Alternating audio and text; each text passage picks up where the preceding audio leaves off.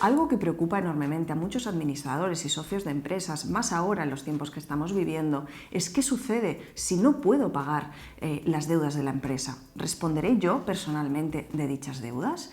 Bueno, la primera distinción que tenemos que hacer es si las deudas que contrajo la empresa fueron avaladas personalmente con su propio patrimonio por parte del empresario.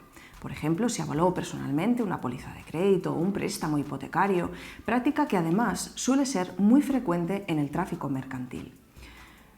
No obstante, si dichas deudas no fueron avaladas personalmente, no se va a responder por ellas, pues bien, únicamente lo hará la sociedad.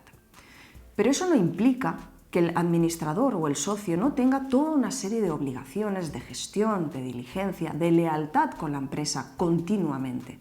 Ello podría llevar a la asunción del pasivo societario o a la imposición de una serie de indemnizaciones o sanciones en caso de que no cumplan dichos deberes de administración. La primera distinción que tenemos que hacer es saber, conocer que existen diferentes responsabilidades hacia el administrador de la empresa y las mismas van a tener una implicación o una categorización bien distinta. Contamos, por un lado, con la responsabilidad por deudas. También contamos con la responsabilidad por daños y, finalmente, la responsabilidad en sede concursal. En primer lugar, en cuanto a la responsabilidad por daños prevista en los artículos 236 a 241 de la Ley de Sociedades de Capital, distinguimos en este supuesto si el daño ocasionado por el administrador ha sido hacia la sociedad o, por el contrario, ha sido hacia uno de los socios o incluso a los acreedores de la propia sociedad. En caso de que sea la propia sociedad a la que se le ha infligido ese daño, va a tener el derecho al ejercicio de la acción social frente al administrador. Mientras que si el daño ha sido ocasionado hacia el socio o hacia el acreedor, entrará en juego precisamente la acción individual. En cualquier caso, en este tipo de responsabilidad se exigen los requisitos generales para la exigencia de la responsabilidad por culpa. En primer lugar, será requisito que exista un daño, ya sea material o moral. En segundo lugar, una actuación culposa. En este punto se va a equiparar, además, la falta de diligencia debida en el ejercicio de sus funciones.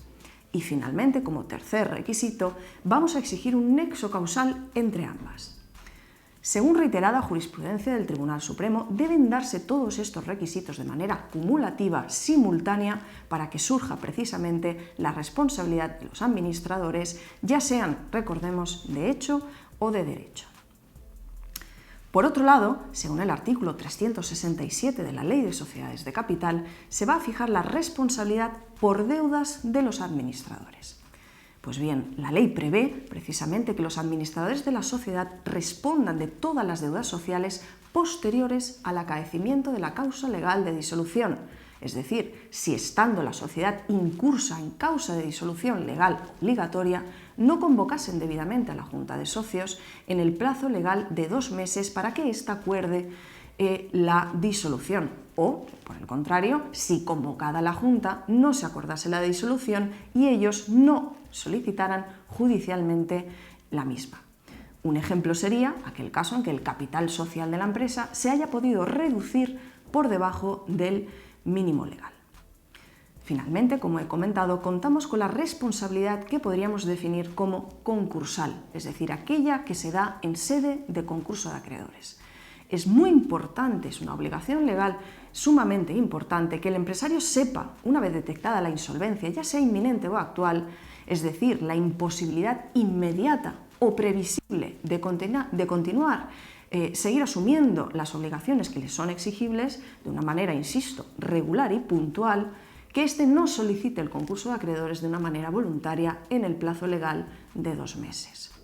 De no hacerlo, se presumirá, salvo prueba en contra, el concurso como culpable, teniendo el administrador que asumir las consecuencias patrimoniales o inhabilitaciones para el cargo que en sede concursal le puedan imputar.